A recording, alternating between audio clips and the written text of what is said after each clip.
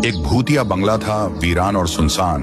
लोग दिन में भी वहां से जाने से डरते थे। कहते हैं कि इस बंगले में 25 साल पहले पति पत्नी ने अपने आप को आग लगाकर अपनी जान दी थी। कमरों के अंदर मकड़ी के जालों के सिवाय कुछ नहीं था। जब भी कोई इंसान हिम्मत करके बंगले के अंदर जाता तो सिर्फ उसकी आवाजें ही लौटती थी। पूरा शहर दहशत में था। पर एक दिन 3 दोस्त उसी बंगले के पास फुटबॉल खेल रहे थे। राघव ने शुभम की ओर बॉल फेंकी। उसके बाद शिवम ने उड़कर एक जोरदार किक मारी। बॉल इतनी स्पीड में होने के कारण सीधा उसी भूतिया महल के अंदर जा गिरी। तीनों की रूह कांप गई। राघव ने गुस्से से कहा, अबे शुभम, तूने ये क्या कर दिया? थोड़ा धीरे से नहीं मार सकता था क्या? मेरे पापा ने वो फुटबॉल अमेरिका से लाई थी, अब जाकर लेकर आ। शुभम ने कांपती आवाज से कहा, देख भाई राघव, मुझे माफ कर दे, मैं नहीं ला सकता फुटबॉल। ये भूतिया बंगला है, मुझे मरना नहीं है, मैं नहीं लाऊंगा। राघव हंस पड़ा, अरे क्या फालतू की बात कर रहा है, भूत वूत कुछ नहीं होता, रुक मैं लाता हूँ। जाते जाते राघव ने महेश को भी अपने साथ फुटबॉल लाने के लिए भूतिया बंगले के अंदर ले लिया। दोनों अंदर टूटी फूटी सीढ़ियों से ऊपर जा रहे थे।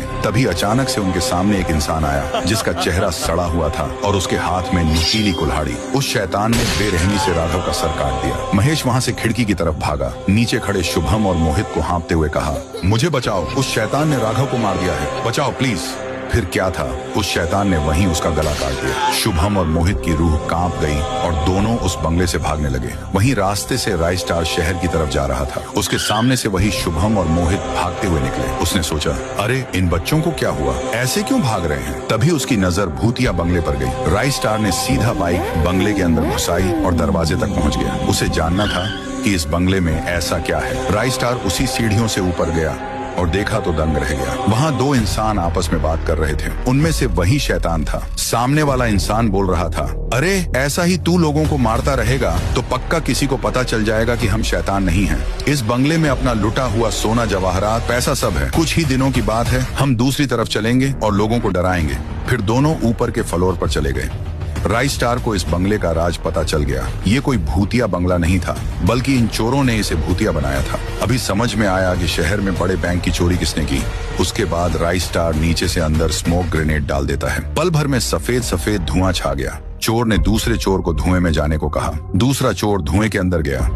तभी अचानक राय स्टार उसके सामने कुल्हाड़ी लेकर आ गया और उसकी भी वही हालत कर दी जो वो इंसानों की करता था। चीखने की आवाज सुनकर दूसरा चोर ऊपर आ रहा था कि राय स्टार ने उसका भी सर धड़ से अलग कर दिया। राय स्टार ने सारा सोना जब्त कर लिया था। अगर राय स्टार की बहादुरी पसंद आई हो तो सब्सक्राइब करो ऐसे ही और धमाकेदार कहानियों के लिए, और जोरदार लाइक ठोक कर कमेंट में राय स्टार लिखना मत भूलना।